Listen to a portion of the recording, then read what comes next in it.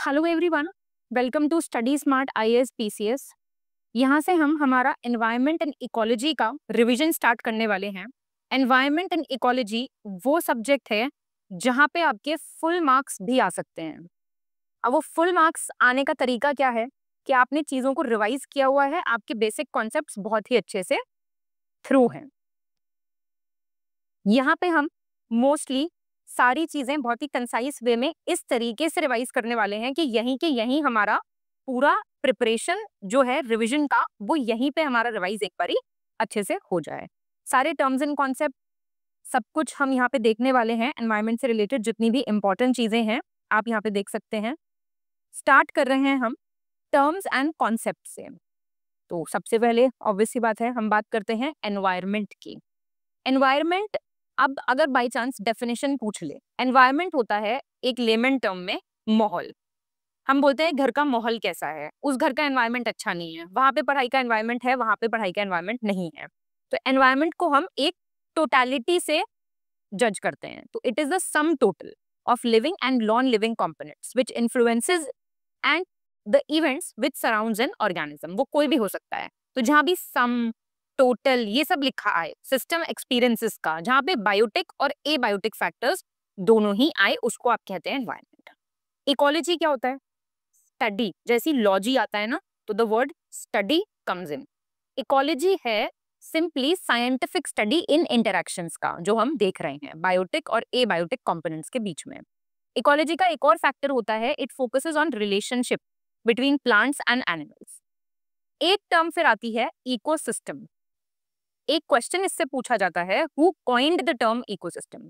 तो आप बताएंगे आर्थर टैंसले इन 1935। बहुत बारी क्वेश्चन पूछा जा चुका है, आगे भी आने के चांसेस हैं। तो ये होता है आपका structural and functional unit of the biosphere, जिसमें सारे लिविंग बींग्स हैं और उनका एनवायरनमेंट है। क्लियर? तो ये तीनों चीजें जो हैं आपकी इस तरीके से डिफाइन की जाती हैं। अब कंपोनेंट्स क्या होते हैं इकोसिस्टम के? कंपोनेंट्स होते हैं बायोटिक एंड एबायोटिक। बायोटिक में आपका पूरा लिविंग ऑर्गेनिजम्स और एबायोटिक में non living factors, but very important ones जो ड्राइविंग फोर्स हैं, एयर, वाटर, सॉइल, ये सब आपके आते हैं कंपोनेंट्स ऑफ एन इकोसिस्टम में। इसी तरीके से एक टर्म आता है बायोम। बायोम क्या होता है? जब बात आए कहीं पे स्टेटमेंट में ज्योग्राफिकल एरिया लिखा हो, लार्ज स्केल इकोलॉजिकल रीजन्स, जो कौन डिफाइन करता है वहां का टेम्परेचर कैसा होगा, वहां का प्रेसिपिटेशन कैसा होगा, वेजिटेशन कैसी उगेगी, वैसी ही वाइल्ड लाइफ अडेप्ट करेगी वहां पे। अलग अलग टाइप्स होते हैं, फॉरेस्ट है, ग्रासलैंड है, टूंड्रा रीजन है, डेजर्ट्स हैं, ऐसे हम बायो को डिवाइड करते हैं। एक टर्म फिर हमारे सामने आती है which is called biosphere. Biosphere क्या होता है?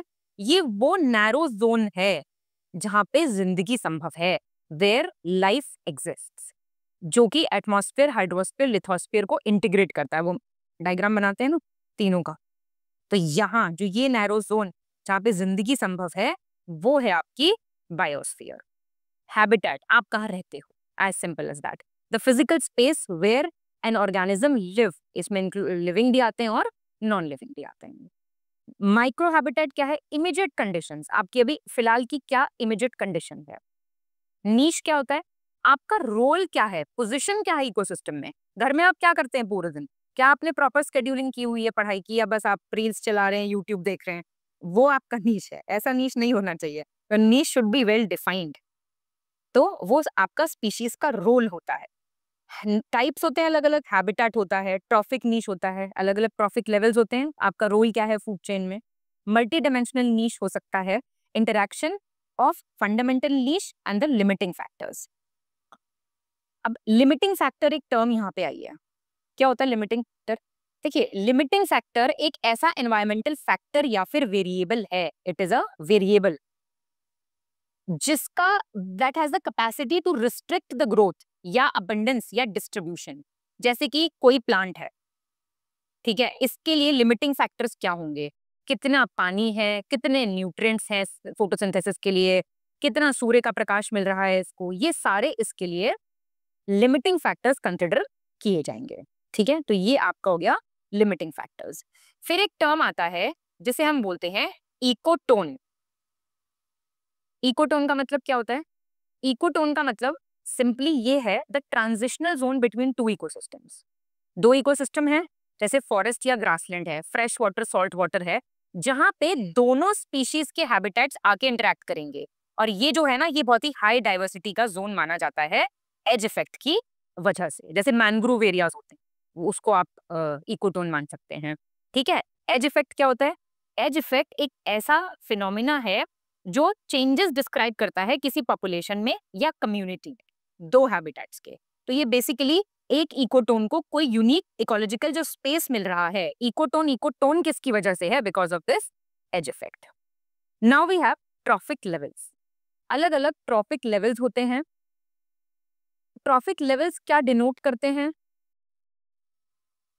किसी फूड वेब में आप किस लेवल पे एग्जिस्ट करते हैं, आपका क्या काम है, वो कहलाता है आपका trophic level. Trophic level simply is a position, ये कीवर्ड है इसका।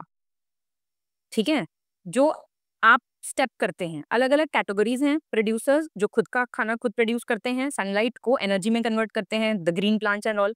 Consumers they are the heterotroph, ये दूसरों पे डिपेंड करते हैं, हम दूसरों पे डिपेंड करते हैं ना। डिकम्पोजर्स ये ब्रेक डाउन करते हैं। ठीक है। डिकम्पोजर्स का क्या काम क्या होता है? डेड ऑर्गेनिक मैटर को ब्रेक डाउन करना। अब बात आती है फूड चेन की। जब हम बात करते हैं फूड चेन की, तो एक टर्म साथ साथ ही आपके दिमाग में आती है, फूड वेब। देखो, चेन का मतलब सिंपल है वन पाथ। प्लीज ध्यान देना इस चीज पे, one path, the linear sequence. ठीक है। एनर्जी और न्यूट्रिएंट ट्रांसफर का। फूड वेब का मतलब है सारे पाथ। अभी एक जगह से दूसरी जगह जाना है, उसका सिर्फ एक रास्ता है, तो ये फूड चेन है।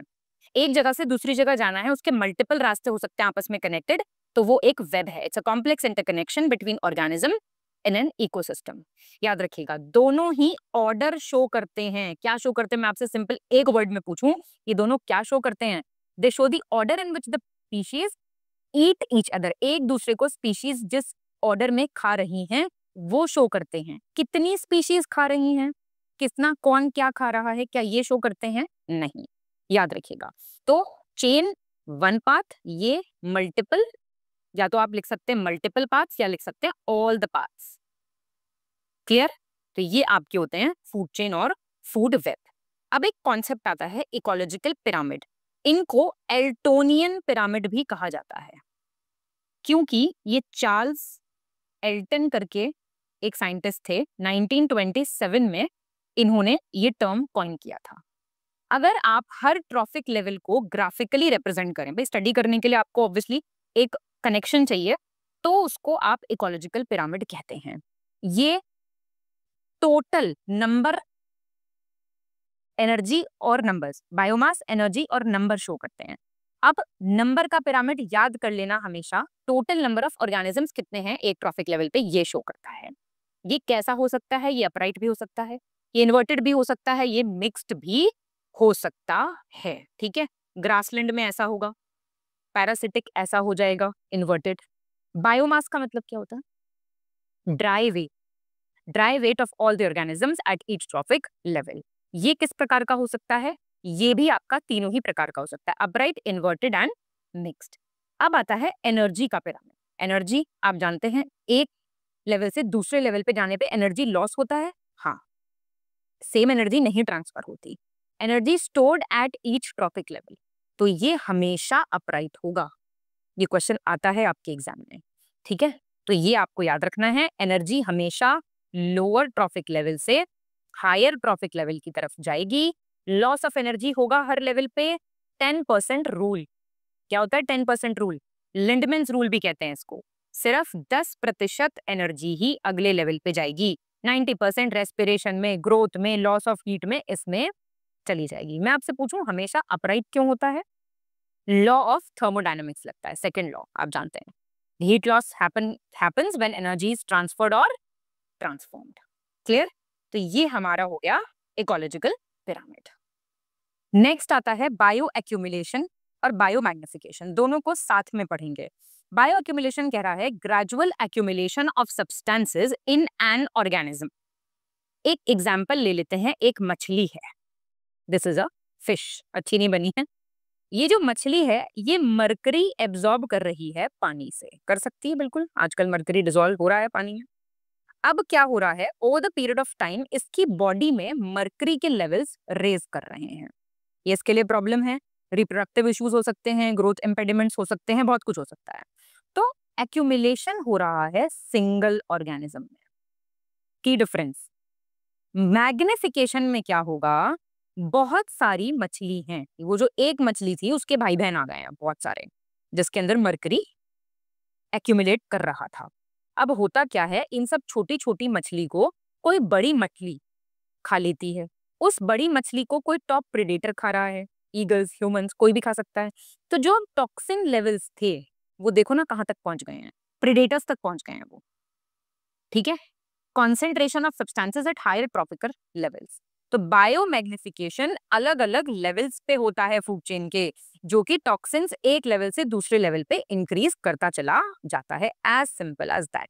इसके अलावा कुछ भी दिमाग लगाने की जरूरत नहीं पड़ेगी आपको, मतलब ये मोर देन सफिशिएंट है, इससे ऊपर नहीं पूछेगा। क्लियर? बायोटिक इंटरैक्शन, अभी मैं आपको अपनी साइड से कुछ चीज समझाने की, पढ़ाने की कोशिश कर रही हूँ, हम साथ में इंटरैक्ट कर रहे हैं, तो मैं आप लोगों के साथ इंटरैक्शन कर रही हूँ ना, तो it is a kind of a relationship among organisms, simple as that. इसके अलग अलग टाइप्स होते हैं। सवाल कहाँ से आता है, इतने से तो सवाल नहीं पूछेगा कि हाँ मैम पढ़ा रही है बच्चे पढ़ रहे हैं, या वाइस वर्सा, क्वेश्चन तो कुछ और आएगा। ये अलग अलग टाइप्स का होता है, जैसे कि म्यूचुअलिज्म। आप ये इमोजी वाला याद रखना, म्यूचुअलिज्म में दोनों को फायदा हो रहा है, सिंपल। पॉलिनेटर प्लांट है, कोरल पॉलिप्स हैं, एल्गे है, कुछ लेजुमिनस प्लांट्स हैं, बीज और बटरफ्लाइज हैं, they aid in plant reproduction while feeding on nectar. मतलब ऐसा नहीं है कि हनी बी अगर शहद ले रही है तो फूल को कुछ फायदा नहीं हो रहा है। एक होता है symbiosis, mutual dependency upon each other for survival. ये कोरल्स और जूस एंथले वाला एग्जांपल म्यूचुअलिज्म में भी आता है और सिम्बायोसिस में भी आता है। एक होता है कमेंसलिज्म, कमेंसलिज्म में एक को तो फायदा हो रहा है, एक बेचारा कुछ नहीं हो रहा उसको, एक स्पीशीज को बेनिफिट हो रहा है, दूसरे पे कोई फर्क नहीं पड़ रहा। एपिफाइट्स सनलाइट गेन करते हैं छोटे छोटे पेड़ों के नीचे उग के। और एग्जांपल हो सकते हैं, बीटल्स होते हैं ना, beetles, they get benefit from cow dung. Orchid grow करता है, ठीक है, ऑर्चिड ही होता है ना, epiphyte is an orchid. Crab oyster shell में रहता है। फिर सकर फिश होती है एक, सकर फिश एक एग्जांपल याद आया मुझे। वो अपने आप को शार्क से अटैच कर लेती है और फिर जो छोटे छोटे फूड गिरते रहते हैं ना शार्क के, उसको खाती रहती है।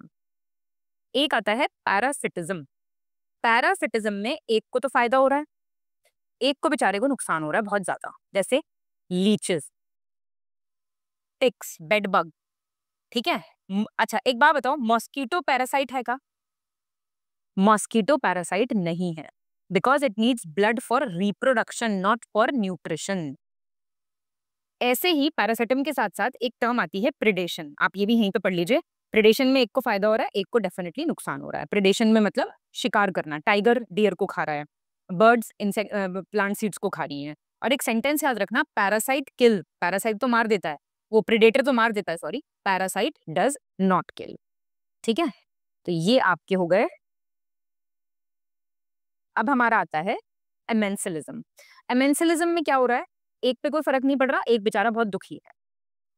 Black walnut trees inhibit near by plant growth using chemicals, या फिर बड़ी पेड़ की छांव है उसमें क्या होता है, छोटे छोटे प्लांट्स नहीं उग पाते हैं, ये होता है। कंपटीशन में क्या होता है, कंपटीशन में देखो दोनों दुखी हैं, जीवन में परेशानी है इनकी, तो कंपटीशन में compete कर रहे हैं सेम डिफरेंट स्पीशीज के लिए, लायंस एंड हाइनास का दे compete फॉर फूड। और न्यूट्रल तो न्यूट्रल है, इंसान कोई मतलब ही नहीं है उसको, जीवन चल रहा है उसका बढ़िया, कोई दिक्कत नहीं है। तो आपको ये सब समझ में आ गए होंगे, आई होप। ये आप ये वाली चीजें मैंने इससे बनाई जिससे आपको थोड़ा सा ये याद रहे कि हमने इसमें क्या पढ़ा था। हमारा नेक्स्ट टॉपिक आता है बायोजियोकेमिकल साइकिल्स।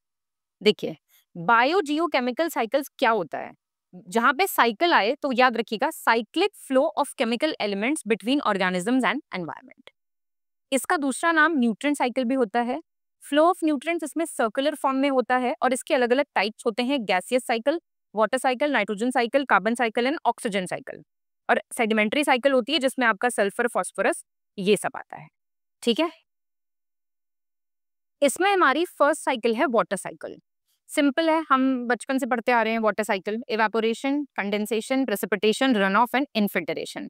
अब यहाँ पे आप इस डायग्राम में देखेंगे सूर्य भगवान है, अच्छे से प्रकाशित है। सूर्य भगवान की किरणें, ये आपका ओशन है, this is your ground water. ठीक है, अब यहाँ से पानी इवेपोरेट होगा गर्म होके, क्लाउड्स में जाएगा, लो टेम्परेचर पे क्लाउड्स कंडेंस कर जाएंगे और फिर नीचे फॉल कर जाएगा एज हेल स्टॉर्म, रेन, जो भी, और कुछ पानी इनफिल्टरेट हो जाएगा। अब यहाँ से ये रेस्पिरेशन है, ये ट्रीज हैं, यहाँ पे रेस्पिरेशन और इवेपोरेशन के थ्रू भी पानी कुछ इवेपोरेट करेगा और इस तरीके के, देखो ये पूरा एक साइकिल चल रहा है इफ यू ऑब्जर्व क्लोजली। तो हमने कहा था ना पाथ जो होगा हमारा सर्कुलर होगा। सिंपल, ये सिर्फ आपके विजुअल रिप्रेजेंटेशन के लिए है, बाकी कीवर्ड्स आपके यहाँ लिखे हुए हैं, इनको आप पढ़ सकते हैं। सेकेंड साइकिल हमारे पास आती है carbon cycle. This is important, कई बार क्वेश्चन आ सकता है। पहले तो आप ये बताएंगे कार्बन जो है वो अलग अलग फॉर्म्स में एग्जिस्ट करता है। CO2 के फॉर्म में है एटमॉस्फेयर में, वाटर के फॉर्म में, वाटर सॉल्युबल फॉर्म में है और क्रस्ट में है। अलग अलग एलोट्रोप्स हैं कार्बन के, क्रिस्टलाइन है, ग्रेफाइट, डायमंड और फ्लोरेसेंस है, नॉन क्रिस्टलाइन भी है। हालांकि क्वेश्चन आपसे कोई नहीं पूछेगा, आपकी अंडरस्टैंडिंग के लिए ये मैंने यहाँ पे इमेज इंसर्ट कर दिया। शॉर्ट टर्म होता है फोटोसिंथेसिस, रेस्पिरेशन, और लॉन्ग टर्म होता है फॉसिल फ्यूल्स, सेडिमेंट डिपॉजिट्स में। अब देखो यहाँ पे साइक्लिक डायग्राम आप देख सकते हो, सनलाइट है, CO2 ऑब्वियसली एटमॉस्फेयर में। आपको सबसे पहले ये पता होना चाहिए जिस हम साइकिल की बात कर रहे हैं वो एटमॉस्फेयर में किस फॉर्म में प्रेजेंट है, बस आप उससे थोड़ा अंदाजा लगा पाएंगे। ठीक है, अब ट्रांसपोर्टेशन, इंडस्ट्रियल एमिशंस निकल रहे हैं, वो CO2 एमिट कर रहे हैं, उसी की वजह से बहुत सारी प्रॉब्लम्स भी हो रही हैं। रूट रेस्पिरेशन हो रहा है, प्लांट रेस्पिरेशन हो रहा है, एनिमल रेस्पिरेशन हो रहा है, डेड ऑर्गेनिक वेस्ट प्रोड्यूस हो रहे हैं, डिकम्पोज हो रहा है वेस्ट ऑर्गेनिक मैटर। तो इस फॉर्म में आपका यहाँ से यहाँ जा रहा है, यहाँ से फिर ऊपर जा रहा है, तो इस फॉर्म में ये पूरा चक्र आपका कंप्लीट हो रहा है। इन्हीं साइकिल्स में एक बहुत ही इंपॉर्टेंट है नाइट्रोजन साइकिल। सबसे पहले वही देखेंगे, नाइट्रोजन किस फॉर्म में अवेलेबल है। 78.08% है एटमॉस्फेयर में, प्रोटीन का बहुत ही एसेंशियल कंपोनेंट है, और सबसे important line, plants and animals can not use it directly. 3 star question. Uses क्या हैं? Amino acids, enzymes, protein, nitrogenous bases, इन सबके मैन्युफैक्चरिंग में काम करता है। फोटोसिंथेटिक पिगमेंट क्या होता है? क्लोरोफिल, इसके फॉर्मेशन में काम करता है। नहीं मिलेगा तो क्या होगा? कोलोरोसिस हो जाएगा पुराने पत्तों में, प्रीमेच्योर ड्रॉपिंग हो जाएगी, ग्रोथ इनहिबिट हो जाएगी, फ्लावरिंग डिले हो जाएगी। तो अभी आपने देखा डायरेक्टली तो आप नहीं यूज कर सकते हैं, इसका मतलब it has to be fixed. Nitrogen fixation होता है, fixation by bacteria, by lightning and by industrial processes. इस फिक्सेशन में कुछ पार्ट्स होते हैं, साइकिल होती है ये। सबसे पहले तो आपको क्या याद रखना है, डायग्राम आप देख सकते हो, नाइट्रोजन जो फ्री नाइट्रोजन अवेलेबल है उसको नाइट्रोजन फिक्सिंग बैक्टीरिया फिक्स करेगा and it will make it organic nitrogen. अब ये ऑर्गेनिक नाइट्रोजन का अमोनिफिकेशन होगा, मतलब ये अमोनिया में कन्वर्ट हो जाएगा। ये जो अमोनिया है, यहाँ पे इस प्रोसेस को कहेंगे नाइट्रिफिकेशन। पढ़ो यहाँ पे, ammonia is converted into nitrites and then into nitrates by nitrifying bacteria. अभी नाइट्रेट बन गया है। अब यहाँ से नाइट्रिफिकेशन से एसिमिलेशन होगा, प्लांट्स इस नाइट्रेट को एब्जॉर्ब करेंगे, डायरेक्टली नहीं यूज कर सकते, नाइट्रेट्स को एब्जॉर्ब कर सकते हैं। देखो नाइट्रेट्स भी कन्वर्ट होके मिल रहा है प्रोटीन्स और न्यूक्लिक एसिड बनाने के लिए, अभी आपने यहाँ देखा था यूजेस में। फिर उसका अमोनिफिकेशन होगा, जो डिकम्पोजर्स प्रेजेंट हैं वो डेड ऑर्गेनिजम्स और को ब्रेक डाउन करके डेड ऑर्गेनिज्म और वेस्ट रिलीज करेंगे, फिर से अमोनिया वापस सॉइल में चला जाएगा। ठीक है, और फिर डीनेट्रिफिकेशन के प्रोसेस से जो डीनेट्रिफाइंग बैक्टीरिया है सूडोमोनास, ये नाइट्रेट्स को फिर से N2 बना देंगे, और N2 तो है ना आसमान में, एटमॉस्फेयर में है ना, वो वापस से N2 बन के निकल जाएगा। ये देखो यहाँ पे भी यही हो रहा है, नाइट्रोजन है एटमॉस्फेयर में, फिक्स हुआ बैक्टीरिया के थ्रू, नाइट्रिफाइंग बैक्टीरिया ने नाइट्रिफिकेशन कर दिया, NO2, NO3, फिर वो वापस चला गया। क्लियर? इस तरीके से ये पूरा साइकिल कंप्लीट हो जाए। नेक्स्ट हमारे पास है फॉस्फोरस साइकिल। अब फॉस्फोरस कैसे प्रेजेंट है एटमॉस्फेयर में? It is not present abundantly, rarely present as a gas, लेकिन नेचुरल रिजर्व्स हैं फॉस्फेट्स के फॉर्म में रॉक्स में। मेन रोल क्या है? न्यूक्लिक एसिड्स का ट्रांसफर करना, सेलुलर एनर्जी का ट्रांसफर करना बायोलॉजिकल मेम्ब्रेन्स में, लिविंग बींग्स की बोन मैट्रिक्स, बोन्स, टीथ में फॉर्मेशन में हेल्प करता है। वेदरिंग ऑफ रॉक्स इरोजन के थ्रू प्रेजेंट है एटमॉस्फेयर में, और केमिकल फर्टिलाइजर्स में है, मैनमेड इकोसिस्टम में है, और बाकी न्यूक्लियोटाइड, ये कोएंजाइम्स, इन सब में है। कोई आपसे डायरेक्टली नहीं पूछेगा, it is just for your reference. तो इरोजन और weathering releases phosphorus into ecosystem, mainly in rocks, हमने देख लिया है। ये आपका फॉस्फोरस साइकिल है पूरा। फॉस्फेट आयंस हैं प्लांट्स में, एनिमल्स में है, वेस्ट रिमेन्स में है, इरोजन के थ्रू इधर चला गया, एक्सक्रीशन के थ्रू, फिर एब्जॉर्प्शन के थ्रू, ऐसे ये साइकिल करता है। ये सिंपली इन कीवर्ड्स को आपको ध्यान रखना है अगर कोई क्वेश्चन एग्जाम में आता है तो। ऐसे ही आता है आपका सल्फर साइकिल। कैसे रिलीज होता है? Via weathering and volcanic activity, और फिर से सॉइल में चला जाता है वाया डिकम्पोजिशन। सल्फर आपका प्रेजेंट है, कैसे प्रेजेंट है एटमॉस्फेयर में? देखो, एक तो ये है आपका हाइड्रोजन सल्फाइड की फॉर्म में, और एक है सल्फर डाइऑक्साइड की फॉर्म में। वोल्केनिक इरप्शन से निकलता है, फॉसिल कंबशन में है, ओशन सरफेस पे है, नेचर में ऑर्गेनिक फॉर्म में है, इनऑर्गेनिक फॉर्म में है, रॉक्स में है। एक्सट्रैक्ट कैसे होता है? पानी के साथ मिक्स होके, पानी और सॉइल बाय वेदरिंग। और किस लिए हेल्प करता है? Amino acids, proteins, enzymes, vitamins में हेल्प करता है फॉर्मेशन में। ठीक है, ये आपका सल्फर साइकिल यहाँ पे दिया हुआ है। देखो, SO2 और H2S के फॉर्म में है, यहाँ से ये कंबशन हुआ तो सल्फर ऐड हुआ, फिर सनलाइट, प्रेसिपिटेशन, एसिड रेन हुई, स्नोफॉल हुआ, उसके साथ पानी में मिक्स हो गया, सेडिमेंट्स में आ गया, फिर फॉसिल फ्यूल्स में चला गया, और जो यहाँ पे प्लांट वेस्ट एंड एनिमल्स हैं उनसे ऑर्गेनिक सल्फर डिकम्पोज होके फिर से यहाँ पे चला गया, तो ये एज फर्टिलाइजर है, सॉइल में है। इस तरीके से सल्फर पूरा साइकिल होता रहता है। लास्ट आपका आता है oxygen cycle. It is mainly driven by photosynthesis and respiration. O2 most abundant element है जो कि अर्थ क्रस्ट में मिलता है। 20.95% है एटमॉस्फेयर में। केमिकल फॉर्म में मॉलिक्यूलर ऑक्सीजन, HO2, CO2, और बहुत सारे मेटल्स, मिनरल्स में, ये सब आप कुछ इंपॉर्टेंट नहीं है। यूज क्या है एटमॉस्फेरिक ऑक्सीजन का? भाई respiration, combustion, nitrogen oxide, main तो रेस्पिरेशन ही है, हम सांस ले रहे हैं भैया ऑक्सीजन की वजह से। और वापस कैसे जाता है? By photosynthesis and by volcanic eruption. Very important. Atmospheric ये रहा पूरा साइकिल आपके सामने है। रेस्पिरेशन, फूड, यहाँ पे वापस जा रहा है, CO2, वाटर रिलीज हो रहा है। ये बेसिक चीज है बिल्कुल। तो ये आपको मैंने ट्राई किया है कि अगर क्वेश्चन आता है तो इन्हीं पे से आएगा और आप बेटर तरीके से उसको अटेम्प्ट कर पाएंगे।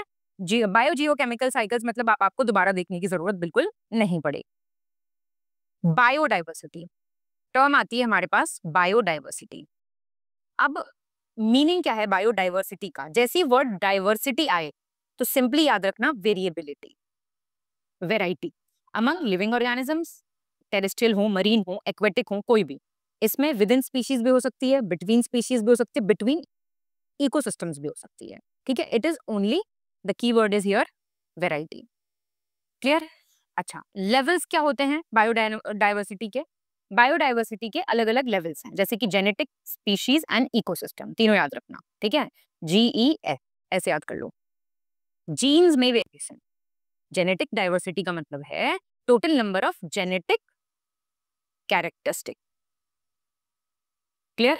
एक सिंगल स्पीशीज हाई डाइवर्सिटी किसी एक जेनेटिक लेवल पे शो कर सकती है। मैं आपसे बोलूं, इंडिया में 50,000 जेनेटिकली अलग तरीके के राइस मौजूद हैं।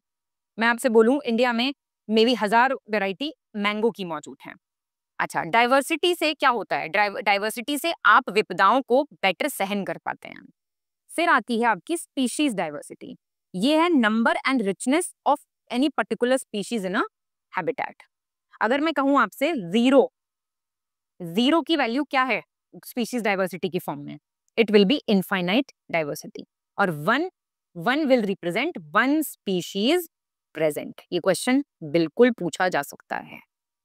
ठीक है, तो diversity within an ecological community. Clear?